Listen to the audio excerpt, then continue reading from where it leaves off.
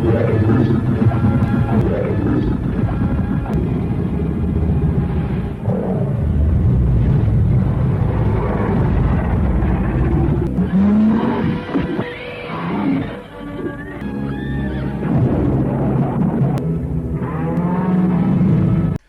right, welcome everybody. We are here for the last chapter of The Conquest of Bread by Peter Kropotkin. So we will talk. We've picked out the new book. Final chapter. Final chapter. Sorry. So we'll talk about the next book at the end of today's discussion. And so this last chapter, am I on the wrong one? We're on 17, right? Is the last chapter. Chapter 17. I'm on the wrong page somewhere. We got, chapter 17, agriculture. So he basically goes into his thoughts on agriculture. His ideas, I think, still hold up, but a lot of the specifics he goes into are very outdated, but almost like if you apply those same principles, it's almost exaggerated today, I would say, with his ideas of how technology can be used to increase the yield of farmlands to the point where we can actually get more production with less and meet the needs of the people in order to make the bread, right? So what do you think, Peyton? What struck you here? Yeah, so, we closed off last time with an interesting discussion about needs and whether or not Kropotkin's conception of needs was truly adequate for what he wanted to do. So we remember a few chapters back, we met these scientists who Kropotkin says need to come about, and these scientists would be dealing with the study of quote, what are the needs of all and the means of best satisfying them? And we asked a few questions. We asked whether or not, firstly, whether or not needs are something that can be studied in a truly sort of scientific manner. And secondly, whether or not there's a possible disjointedness between means and ends in this respect. That is it possible that the very means by which you try to satisfy a thing could end up disallocating or adjusting in a certain way the needs that you need to satisfy. For example, the very means in which you might organize things, how society is organized in order to fulfill those things, actually may impact certain needs which people have. So we have social needs as well. We have needs for community and society. And in fact, one of the major criticisms of capitalism as it currently exists is the fact that it makes people move around. You go to college and then you go off to, some big city out in the middle of nowhere, and you live in a single room apartment all by yourself, and maybe you're a bit lonely for quite a few years and you don't know anyone. During those very deep and formative years, oftentimes people can find themselves alone and lonely. And this is oftentimes related to our means of the economy. And so a question came up possibly. Is it possible that Kropotkin's conception of needs is slightly inadequate for that? In that respect? And also, the other major question that we had is it possible that social needs are not merely built on top of these material needs, which Kropotkin seems to think are the fundamental ones, right? Your need for bread, your need for sleep, your need for shelter, et cetera, et cetera. For instance, if you're lonely, you don't sleep as well. There's actually numerous studies to this effect that people literally just will not sleep as well. In fact, I remember one particular year in college when I was very lonely. And I remember I could never sleep more than 4 hours, ever. No matter when I went to bed, I'd go to bed really well. And for oftentimes I would never sleep more than 4 hours, ever. And it was really, really bad. And I don't know if any of you have ever gone through maybe a tough breakup or a really bad argument. Maybe you'll remember that experience of not being able to eat, right? You put food in your mouth and it tastes like air. It doesn't taste like anything. You don't even want to eat. Maybe you'll throw up or something like that. Well, it turns out that our social needs are very deeply tied up with our material needs, that there isn't a straightforward hierarchy of needs in that respect, and that maybe the science of trying to find the very needs that you want, if they're merely material, can be disjointed or impacted in some way by the very ways of allocating them. And so Kropotkin's conception of this relationship between means and ends, and assuming it to be a science, requires there to be, it would seem, a kind of compatibility between the material needs and the social and the means of allocating them, the social resources and the social arrangements necessary to allocating them. And that this kind of unity of reason is something that we can ask some questions about. It might be right, but I think that there's room to certainly ask some questions about that.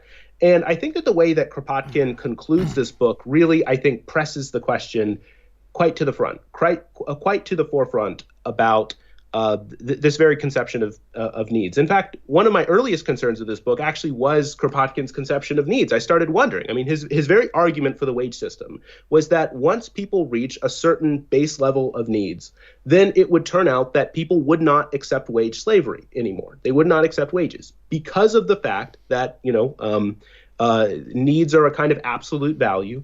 And so as a result, once we are past a certain threshold, people would not accept exploitation, and as a result, inequality would go down. And I think that, again, this is deeply tied up to how he's thinking about this idea of the unity of reason, and we might be able to push that a little bit more forwardly. In any case, I want to go through this chapter and see if we can sort of see how that idea, which I think kind of sums up a lot, or I wouldn't say all, but quite a bit of the book, and see how that is played through in the final chapter. So he opens up, I think, quite interestingly, Chris. He opens up here saying, political economy has often been reproached with drawing all of its deductions from the decidedly false principle that the only incentive capable of forcing man to augment his power of production is personal interest in its narrowest sense. This reproach is perfectly true. So true that the epochs of great industrial discoveries and true progress in industry are precisely those in which the happiness of all was inspiring men, and in which personal enrichment was least thought of.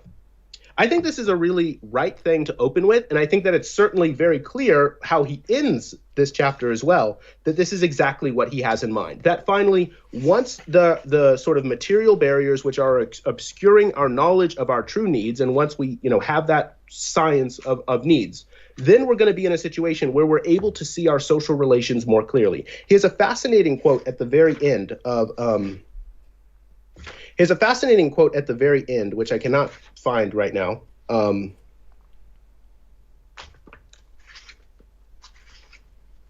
Well, he has a quote. I'll come back to it.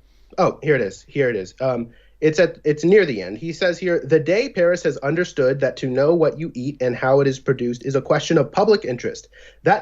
On that day, when everybody will have understood this question is infinitely more important than all of the parliamentary debates of its present time. On that day, the revolution will be an accomplished fact. And so here we see Kropotkin bringing together his material concerns about needs and also the ideological concerns and his conception of how knowledge comes about in a material world. And I think that there's some interesting points there, Chris. I don't know if you want to chime in. I'm kind of waiting for you to jump in and I was just waiting for a space to say something there. I was letting you finish your thought. So I'll jump in.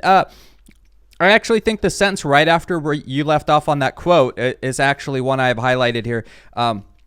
The great investigators in science and the great inventors aimed above all at giving greater freedom of mankind. So he's pushing back on that idea, not only that people, why, you hear this all the time. Well, if you're not paying people a wage, an hourly wage, why are they going to do anything? Why would people do anything? But, you find that people are doing things that interest them in their free time if they have enough energy left over. And I think this is true. I think he makes a good point with the scientific community, where he's saying, look, people who love science and are engaged in science, they're going to do that science. That's the type of people they are. They're going to be investigating these things. They're going to invest in stuff. And so, the pieces that we don't have figured out yet, like to go back to your original, one of the things you posed before we got into this chapter about, say, he talks about bread and those material needs, but sometimes leaves off things like, loneliness and stuff like that. And it kind of strikes me, I think it was a Philosophy Tube video I was watching the other day where he was talking about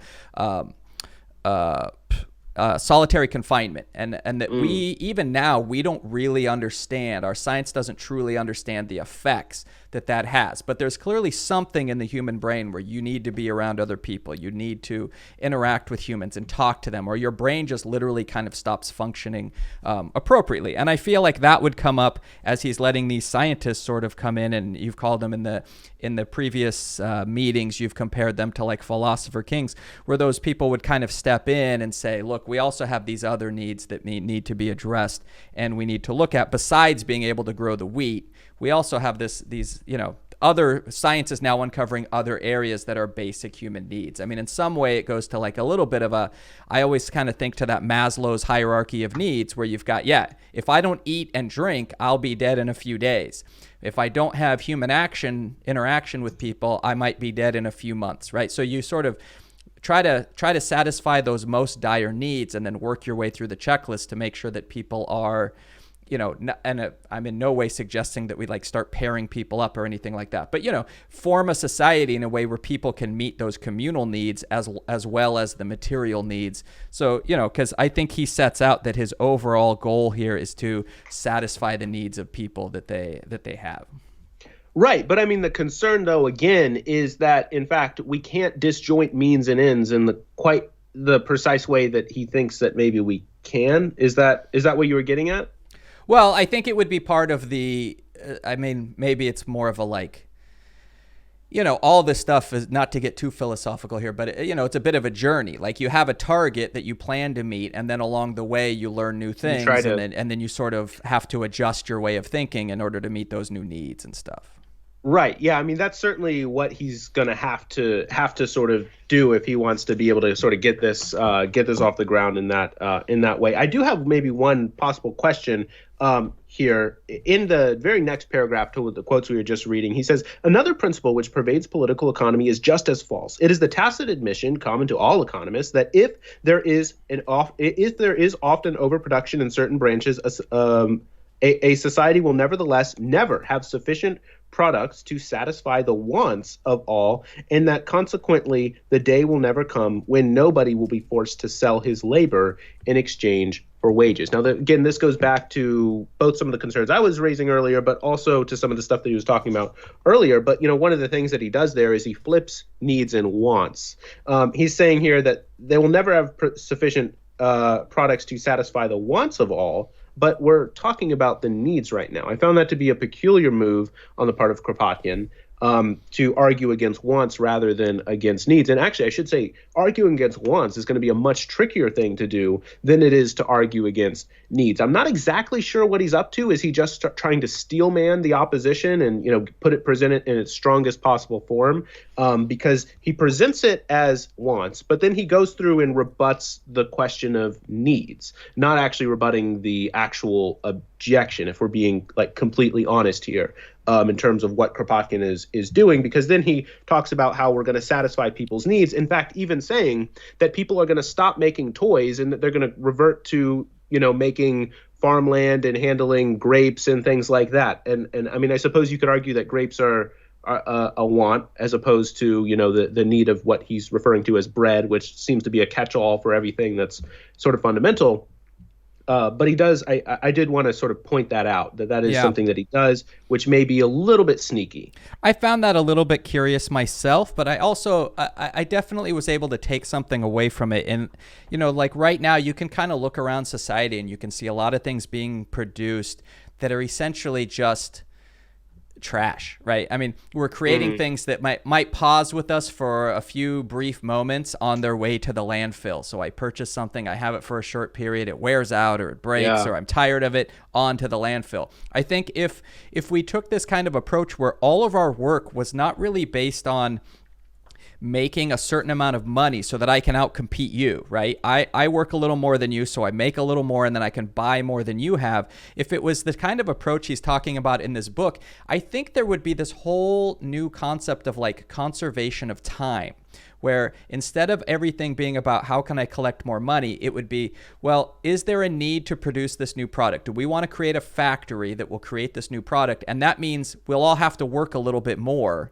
You kind of have to make that judgment of, does our society really need this new garbage, or is this like really a valuable thing that is going to move us all forward? Do we all want to work an extra 3 hours a week so that we can have this new thing existing in society? And I think it might go a long ways towards us just not creating so much crap that ends up in the ocean and ends up buried in the ground and stuff like that really we didn't need in the first place. I mean, of course, we all need a certain amount of stuff. We need some pans so we can cook food.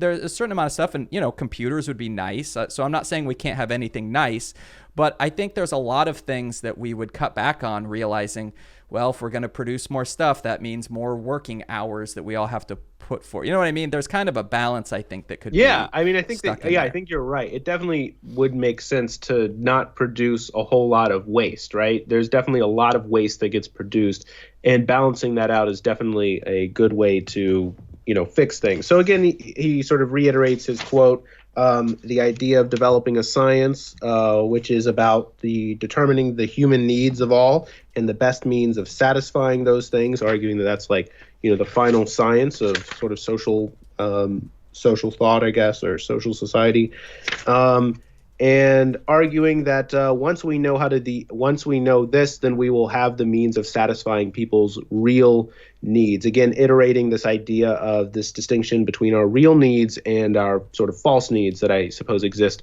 under capitalism. Right. Let's see. Let me find the next point I wanted to look at here.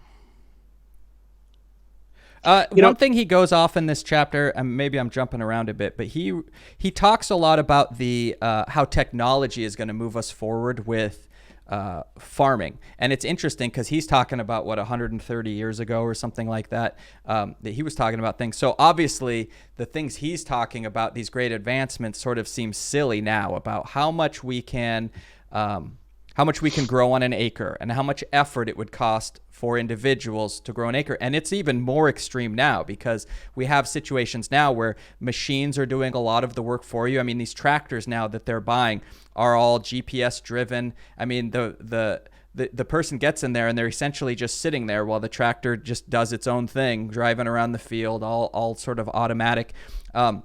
And I know, in Southern California, it might surprise people, but we do have a fair amount of farmland around here. Like a lot of the flowers for the country and stuff like that are grown down here. And I know the local colleges are working directly with a lot of these farmlands to basically make it so machines are doing almost everything. I mean, the goal is in a few years to eliminate all these jobs where people are breaking their backs, breaking their hands, being bent over, planting crops and pulling up crops all the time, because it depends on the crop. I know I just said a lot of it's automated, but it depends if you're doing corn and soybeans versus like certain other kinds of crops. And they're basically, the colleges are working with these farms to automate the whole process. So you'll have like a handful of people that actually need to be there for the thing, which means you could create a lot of food with really not that much effort.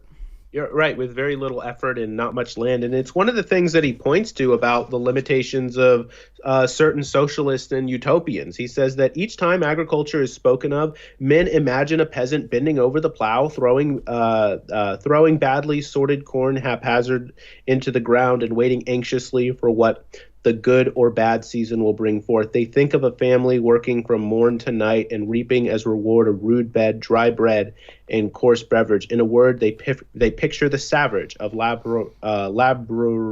I'm actually not sure who that is, unfortunately. In any case, though, I think that you're absolutely right. And he even goes on to talk about how he says here, quote, "But even most social reformers do not dare to imagine a cultivator standing erect, taking posture, and producing by a few hours work per day sufficient food to nourish not only his own family, but hundreds of men more at the least.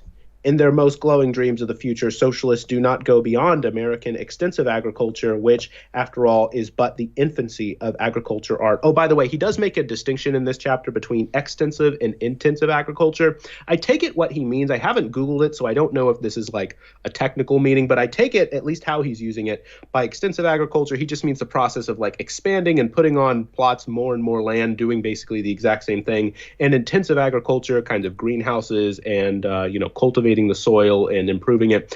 Someone in the chat is asking how this interfaces with the work of Skinner. I take it by that you mean B.F. Skinner, and and you also say if it interfaces at all.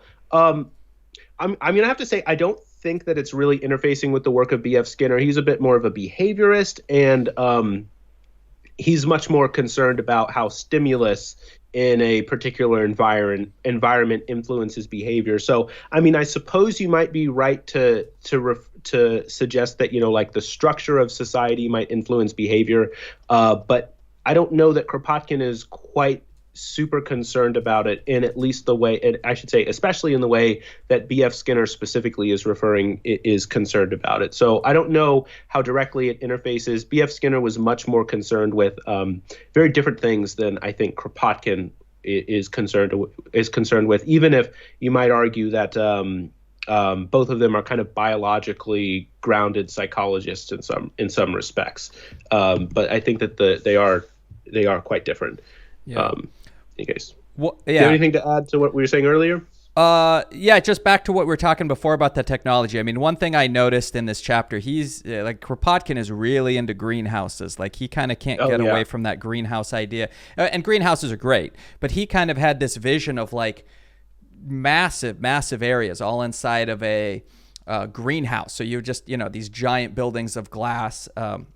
And I suppose in some situations that could be doable. His vision was kind of so then you could extend the growing season. You could really get more per acre per year out of there. And I suppose that depends where you are. I mean, the part of the country I'm in, this is, some people consider this some of the best growing land in the planet, which is unfortunate. We put a massive urban city over the top of it. But, I'll go by the freeway and I'll watch them.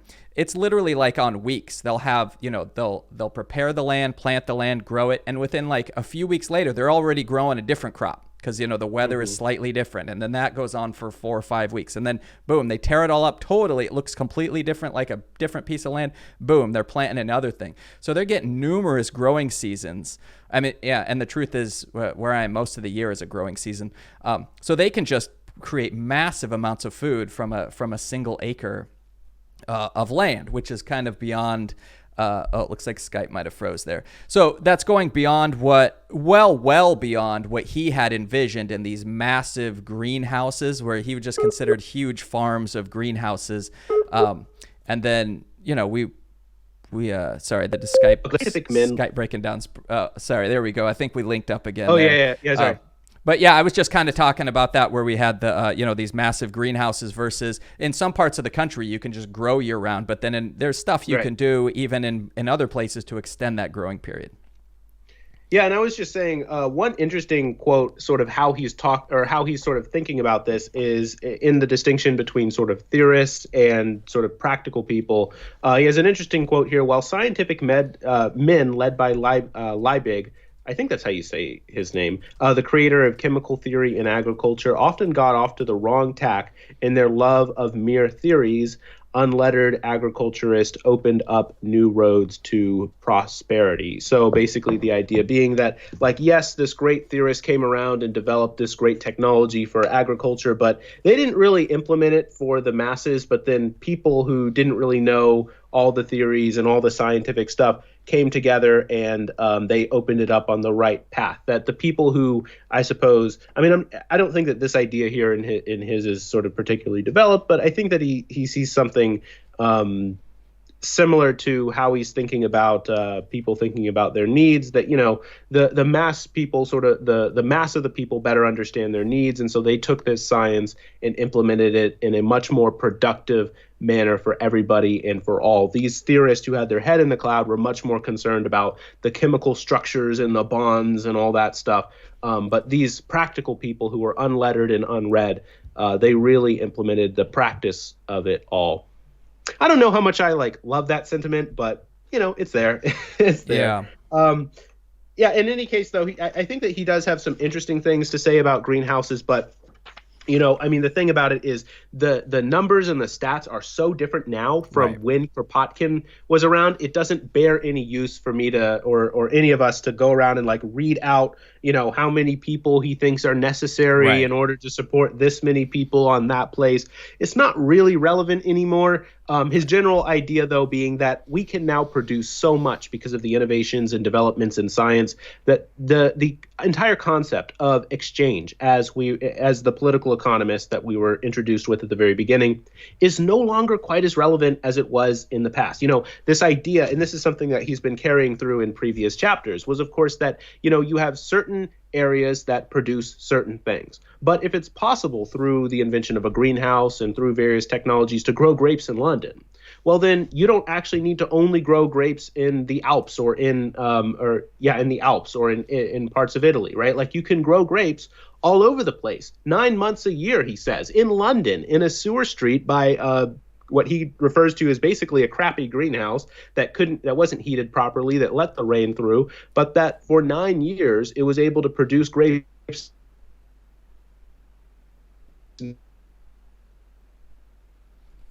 Oh, looks like we're bad connection again. Let's see.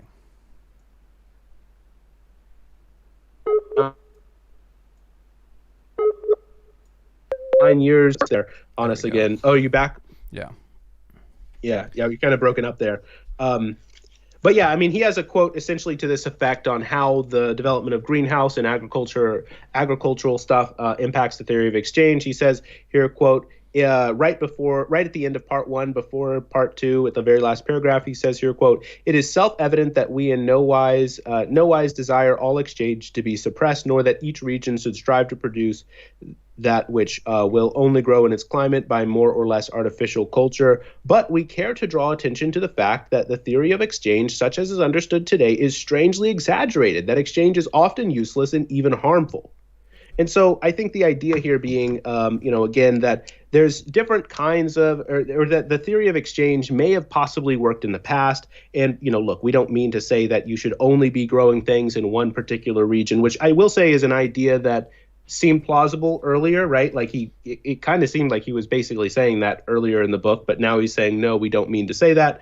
But he is saying here that, this is a legitimate criticism of the theory of exchange, that it's not the case that one region of the country or one region of the world is destined to grow a specific sort of crop, and then we have to just trade from there.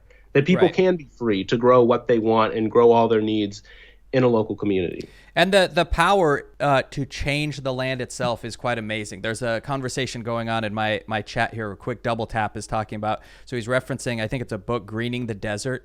And I don't know if it's referencing this same thing that I'm bringing up, but I think it's Africa, where they took a section that was essentially like unusable desert, and they've just been planting trees there like crazy, and it's essentially changing it from being a desert now to like usable land. Like there's like a cooperative or something going on with those countries working together. They're literally planting like billions of trees in that area, and it's completely changing the land now. Like once you have that kind of growth there, it changes. You end up with dirt that you can plant in, and it changes a lot of things to where you may have had a region that completely couldn't produce anything. Now all of a sudden you can at least grow some types of stuff on it and make use of it. So the technology now is kind of amazing.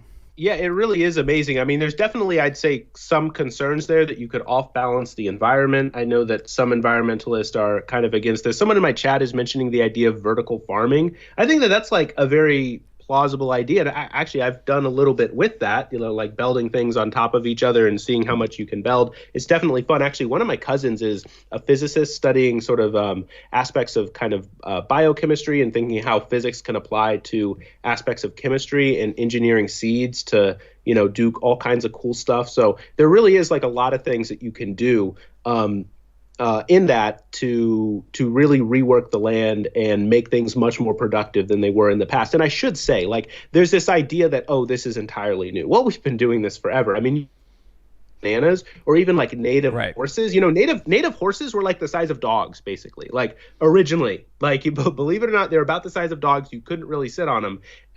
And they moved over from the Americas and then to parts of Asia, and then they moved into parts of Europe where they evolved into their sort of larger form horses that we now think of today as when we think of horses. So, we've been doing this forever. We've been remaking the land forever. But I suppose the concern is that we're doing it on such a massive scale now that we can truly impact the environment in a way that maybe we haven't previously, which does require us to have a level of foresight in political organization, which I don't think that we ever really needed to have in order to enact the changes before. So, and a concern to actually do that, to actually care about the effect that we're having.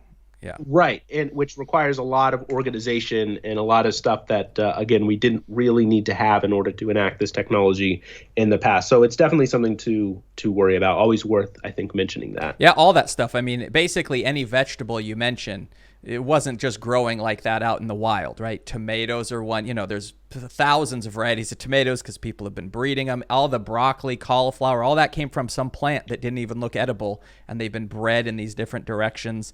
And like you said, the banana, I mean, if you had an actual banana, it's barely even eatable. It's barely even edible because it's got all these giant seeds in it and everything, all that stuff. Yeah. Yeah, it's hard to like imagine like how did they even know like, oh, one day we might be able to eat this, Right. so let me start breeding this. Like I don't know. I guess if you're hungry, you'll find ways to get creative. Yeah, I guess you'll figure it out. And think it's only been a few thousand years since we invented kind of domestical agriculture, and then now we're here halfway across the country over digital Skype things people are watching on Twitch. I mean, it's pretty crazy how quickly things can explode. So, yeah. Well, and look at dogs, like all the different types of dogs that are just all I know, human it's breeding unbelievable. and everything. Yeah. Yeah, and even just as recently as in ancient Greece, you read the books on like how they thought about dogs.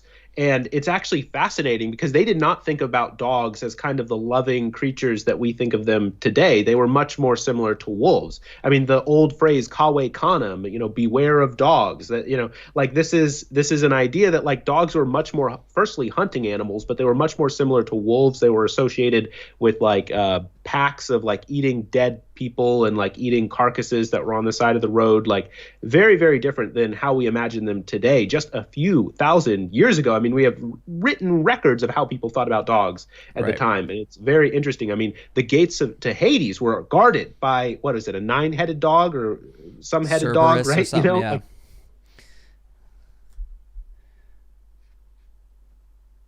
Oh, we got another slowdown. Yeah, having some Skype issues here, so we'll hopefully we'll get Peyton back. Yeah, I guess it's more than usual. Oh, there we go. Yeah, there we go. Yeah. Anyway, yeah, there's a few more interesting quotes to take a look at throughout this section. Part 2 was mostly, I think, mostly just like listing a bunch of facts about greenhouses that from like the late 1800s. So, I don't know how much we need to dig too much into part 2. Yeah. There were a few interesting parts that I did want to briefly mention. He has this interesting quote here, kind of towards the end of part 3. I suppose that's maybe 4 paragraphs up from the end of part 2. He says, "But without a revolution, neither tomorrow nor after tomorrow will we see it done, because it is not to the interest of the landowners and the capitalists, and because peasants who would find their profit in it have neither the knowledge nor the money nor the time to obtain what is necessary to go ahead. The society of today has not yet reached this stage, but let the Parisians proclaim an anarchist commune, and they will of necessity come to it, because they will not be foolish enough to continue making luxurious toys, which Vienna, Warsaw, and Berlin make as well already, and to run the risk of being left without bread." So again, this idea of, once we establish a revolution, people are going to, by necessity, understand the things that we absolutely need. People won't just continue to, on account, make toys. Now, I do understand that, and I haven't read these works. This is the only work of Kropotkin that I've read. That in other works, he does refer to the importance of building a labor union through a labor movement through unions, and that through unions, people will develop the requisite tools in order to understand. In order to sort of understand how social solidarity works together and the like. So he doesn't necessarily think that it just sort of spontaneously will pop into people's minds. However, there is, I think, a little bit of that. There is still a little bit of spontaneity in the case of just, in general, thinking that like once this revolution comes, people will put down the tasks that they had been making in the previous, some people were making toys. Well, now they're going to go out into the fields and factories, and they're going to learn from the learned and educated about soil production. And now they're going to, start making food, and they're also going to start making all these other things. But more importantly, though, the more important point that I brought up at the very beginning when we started talking about this, we have again the idea here that the thing which is obstructing us from the comprehension of our true needs is the capitalist and the landlords. That things are organized irrationally right now, and that once we achieve this rational organization, men too will become rational. Today, of course, we would add women, but Kropotkin is only referring to men. Although he does have great, he actually does. I mean, we read that whole section on feminism, and so he's certainly there. But in terms of the language that he is using, right. And we saw that, what was it, one chapter ago or two chapters ago, where he talks about how people's minds will explode with creativity and knowledge once the revolution occurs and the like. So he does very seriously think that once we have a society which is arranged rationally, as he sees it, which is modeled along the lines of biology, where where we're arranged, where we have some conception of the end, and then we're finding the means in order to get there, his conception of science, that once we have this rational society, people's minds are going to explode with creativity and knowledge. It's an interesting approach to things. I don't necessarily think that it's like wrong, but I do think that there's like reason to be like, hold on, like, are you completely sure about that? You know what I mean? I mean, I don't know if it's the whole picture, but I think right. there could definitely be a move in that direction. I mean, there's a lot of things in our society today that move us towards consumerism and thinking we need to buy more things. And also something that I think he comes up with in here. Now, I know he references doll clothes and jewelry, but I guess I have a suspicion that when he talks about toys, he's also maybe talking about toys of the rich, right? Where it's like these He specifically says luxurious toys. Right. Like, so it's like, like I was just reading an article today about DeVos's 7th yacht. Betsy DeVos has like 7 yachts. The 7th one, they think people have been tracking it. She's not even paying the millions of dollars of taxes on it she's supposed to pay. But without going off the rails here, like if we didn't have people producing 7 yachts for one person, for what? Like those people, first of all, could work less, and more of those resources could go into fitting those needs. So yeah, people are going to sit around and go, wait, why are we making a 7th yacht for? Why are we making a 7th yacht for DeVos? Yeah. Why are we doing that? Yeah. I would be happy with just one yacht, to be honest. But I probably don't need that. I don't need that. But that'd be cool. Have a yacht. That'd be cool. Yeah.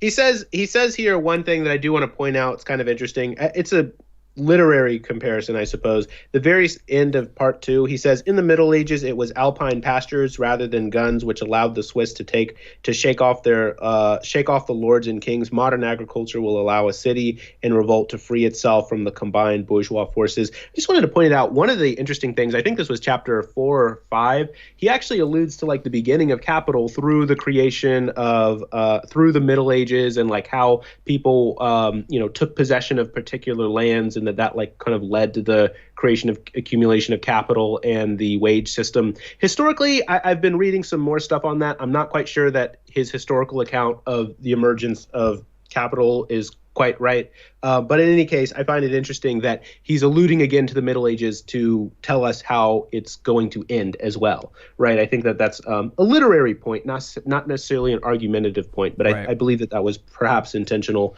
and worth pointing out. Just again, sort of how clever Kropotkin is. I think that he's certainly a literary genius. I mean, his intermixing of literary analogies, and I mean, it's all throughout the book. He's clearly very sharp in that direction. So in part 3, I don't know if do you have anything firstly to say in terms of part 3, or? No.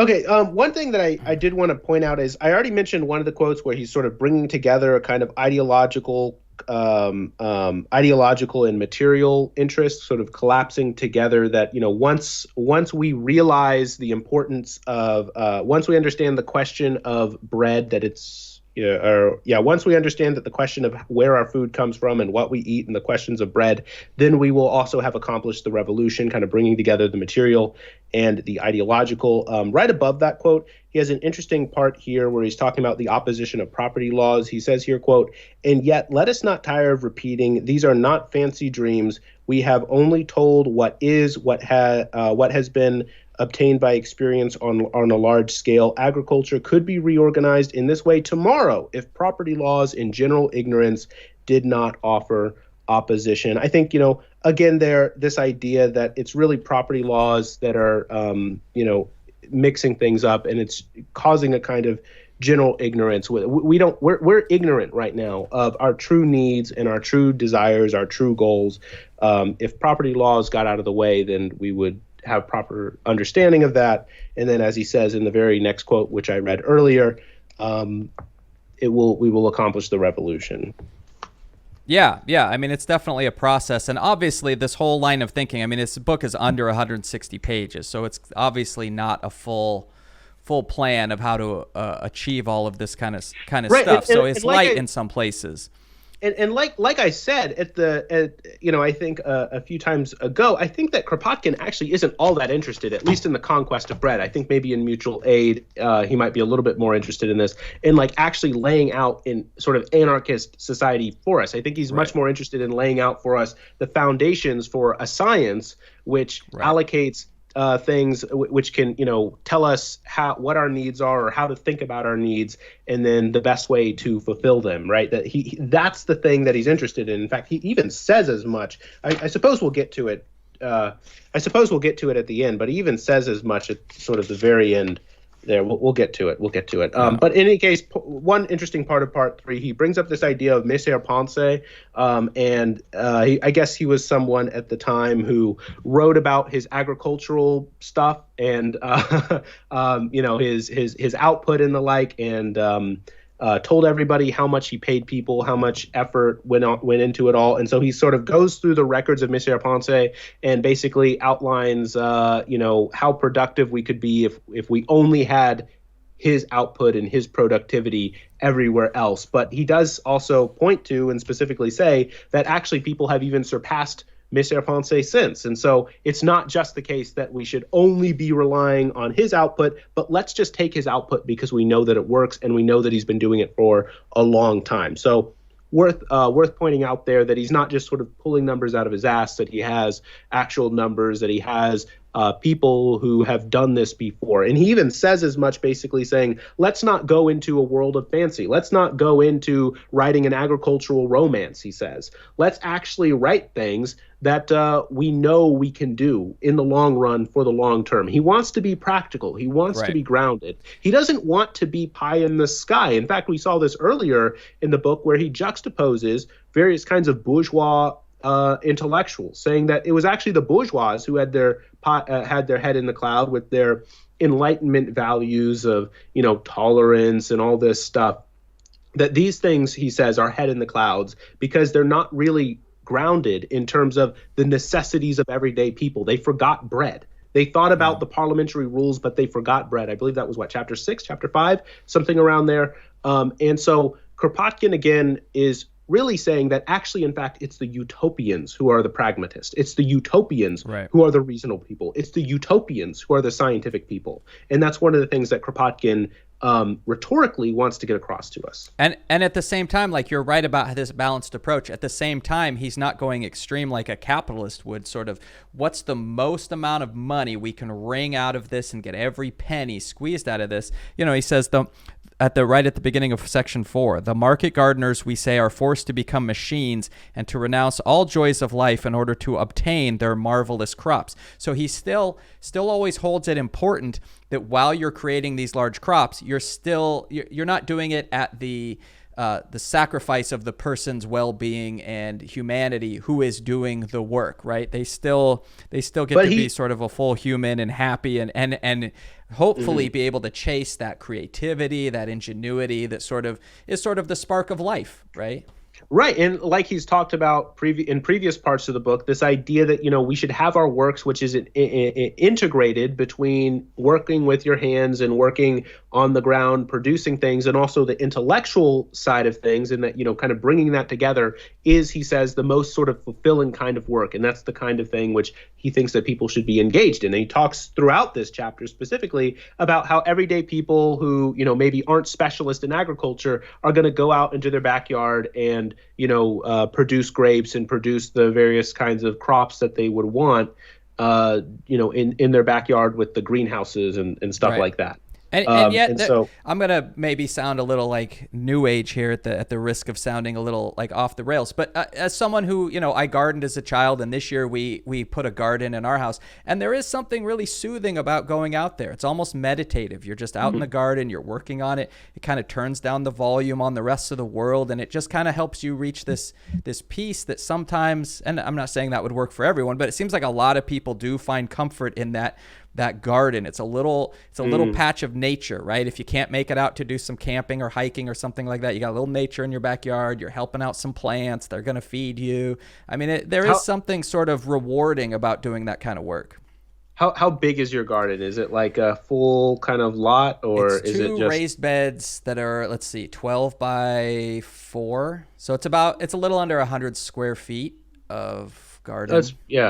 Yeah, we have like this massive bucket in our deck, which we're trying to grow stuff in, and nothing's growing. Yeah.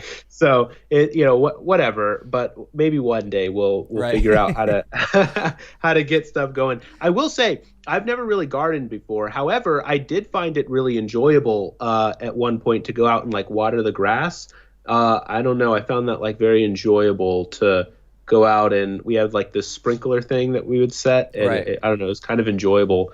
But anyway, maybe one day I'll get to gardening. I've always thought that would be perhaps quite There's enjoyable. something about it, and I think a lot of people tap into it. And I've put thought into trying to figure out, well, what is it? But there's something there, that connection with nature that is just sort of rewarding. But so maybe that's Right. part of what Kropotkin is. And I sort do of want to say, recognizing. the line right after the quote that you just read here, he says here, quote, "But these hard grinders," referring to those people who are forced to work under the machines in order to obtain these marvelous crops, "have rendered to us a great service for humanity in teaching us that the soil can be made.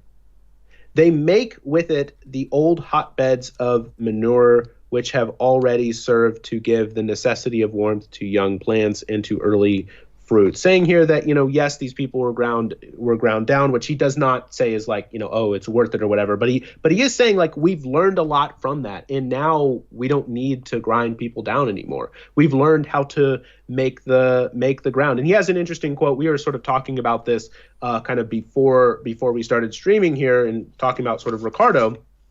He says here, talking about how loam carried away, I suppose, like soil and the like, carried away on carts with furniture and glass frames. That is the answer of practical cultivators to the learned treatises of Ricardo, who represented rent as a means of equalizing the natural advantages of the soil. Now, I will say, I was just looking a few minutes ago at some parts of Ricardo to see like kind of what he was sort of talking about here, what Kropotkin is kind of getting at here. And so Ricardo did have this idea that, because population was going to increase and because rent is sort of finite, it's the sort of geometric linear debate that went on in earlier economics that we discussed. How many chapters ago was it at this point? It was quite a while ago, right? But, land doesn't really increase, but population seems to increase geometrically and increase kind of that exponential rate. And so as a result, land is going to increase in value over time. And so workers are going to become more and more exploited. And so Ricardo thought that the response to this was to implement a progressively increasing tax on land, and that this was the only way to prevent essentially societal collapse. That's one of the points which Ricardo makes. Obviously, his theories are a lot more complicated than that, but that's one thing that I was sort of digging through in the few minutes before we looked at this. One of the things that I saw there, and so I do think that this is kind of a response in some ways, both to Ricardo and also to the theory of exchange, which he opened up this chapter with. He's basically saying, again, as I mentioned earlier, like, look, you say that land only exists here and here and here, and that you can only produce these specific crops. And so now you have to exchange, and that scarcity is something, no particular place is going to have all the things that you need. And so you have this kind of inherent and necessary scarcity. Well, look, if you can just you have this beautiful soil and you have these greenhouses that allow you to produce anything, you have grapes in London, as we were discussing earlier. Well, then that really puts a dent in this idea of the theory of exchange, because you can carry away this soil with Right. you.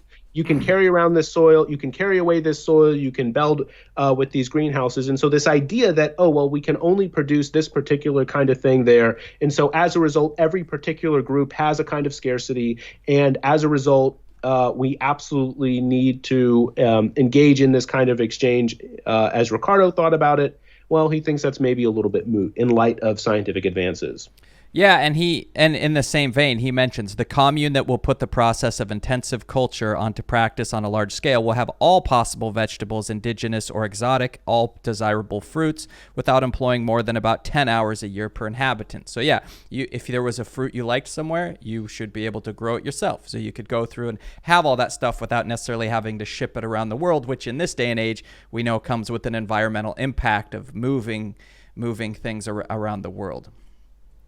Right. And so Kropotkin's kind of against that, kind of against that, kind of against that. He also talks about here how 50 years ago, he says here, quote, 50 years ago, the greenhouse was a luxury for the rich. It was kept to grow exotic plants for pleasure, but nowadays its use has begun to be generalized. So, again, this idea that, you give the technology to the common people and they're going to know how to use it most rationally. They're going to use it in the way which is best for everybody. Let's see here. He also has some interesting stuff. I sort of already talked about this, but he has some stuff about grapes and how grapes now are becoming cheaper and cheaper and how they can be grown in London. I suppose that's about it. Was there any major things that you wanted to look through also? Because I think most of it from here on out is just about greenhouses. Yeah, that was kind of it. And just to, if he keeps coming up in this chapter as he did the whole book, which is, you can... the sort of the ingenuity, the creativity that people can have if you reduce that workload a little bit so they're not exhausted at the end of the day, they'll have energy to sort of do things because they're passionate about it and not necessarily just because they want to get a wage. That was a theme through the whole book and this chapter. But yeah, that's kind of it. Right. Yeah, that's pretty much it. One thing that I do want to point to is I've mentioned that, in this book, Kropotkin might be a little bit more interested in sort of laying the groundwork for a general science, which he believes will necessarily kind of create anarchy or something of the sort. He has a quote very near the end, just a few paragraphs towards the end. He talks about here, basically, he says, quote, with the processes of culture and use applied on a large scale and already victorious in the struggle against industrial competition, we can give ourselves ease and luxury in return for agreeable work. But in the very near future, we should focus on what is practical, and in the process, we will see in that processes of exploring the recent scientific discoveries, which give us a glimpse of this. So today, let us limit ourselves at present to opening up the new path, which consists in the study of the needs of man and the means for satisfying them. So Kropotkin says, well, all of this stuff is great, but for now, in the short run, to be practical, let's just start this science, which is concerned with studying the needs of people and the best means to achieving them, because that's going to be the necessary knowledge which we need in order to have a revolution. Yeah. So I thought that was an interesting way for him to close out the book. Yeah, and I like that he closed it there with kind of a sciencey idea because he's, obviously a strong proponent of science. And he even mentions in this chapter, he gets into talking about the bacteria in the soil and, all that kind of stuff. You got to have the right bacteria in the soil and make everything work properly for the growing to take place. And so, I do like that this book was approached very much from it's not science beginning to end, but he very much keeps the science a major part of things. Right now, it seems like in modern society, when the science is inconvenient, we just try to push it to the side and pretend it doesn't exist. And he very much keeps the science part of the discussion, and so I like that.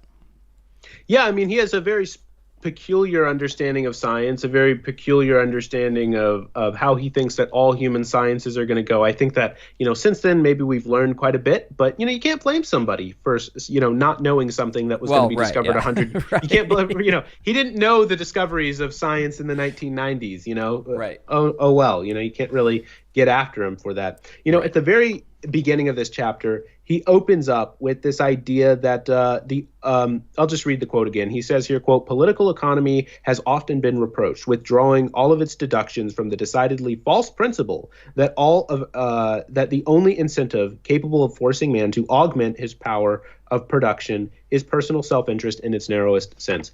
And the very end of this chapter concludes with this idea of solidarity, that once we have this revolution, people are going to see their real needs, and that people are going to come together. That he says here, quote, of all the great days of the French Revolution, the most beautiful, the greatest of all, was the one in which all the delegates who had come from all the parts of France to Paris worked all with the spade to plant the ground in the Champ de Mars. I'm not sure how to pronounce it, I'm sorry. Preparing it for the fête of the Federation. That day, France was united, animated by the new spirit. She had a vision of the future in the working in common of the soil. And so there, I think, again, this idea that once we have this revolution, and as we saw a glimpse of in the French Revolution, that we saw a glimpse for the first time of true solidarity. We saw a glimpse of everybody coming together, a glimpse of people seeing their real needs. And once those real needs are understood and recognized, Kropotkin thinks that people are going to come together and unite. This idea that the only thing which can motivate people to work is narrow self-interest is deeply wrong. That, in fact, solidarity and working together is the highest form of motivation for action.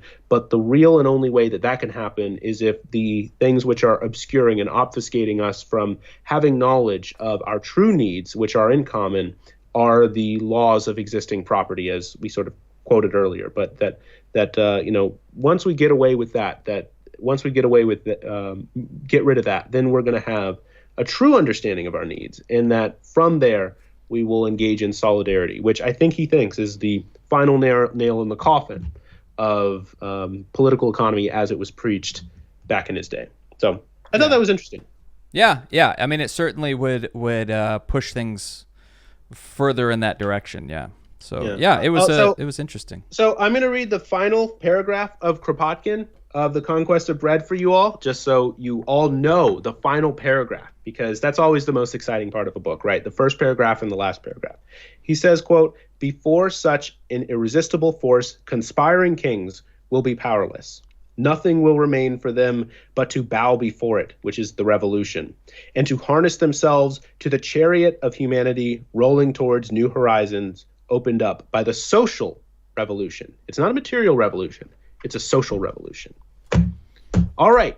That's it. That's the Conquest of Bread by Peter Kropotkin. Thank you all for watching. Thank you all for hanging out through this book club. Thank you so much for hanging out through this book club. It's been fantastic getting the opportunity to go through the Conquest of Bread with everyone here. It's been really exciting, really, really great.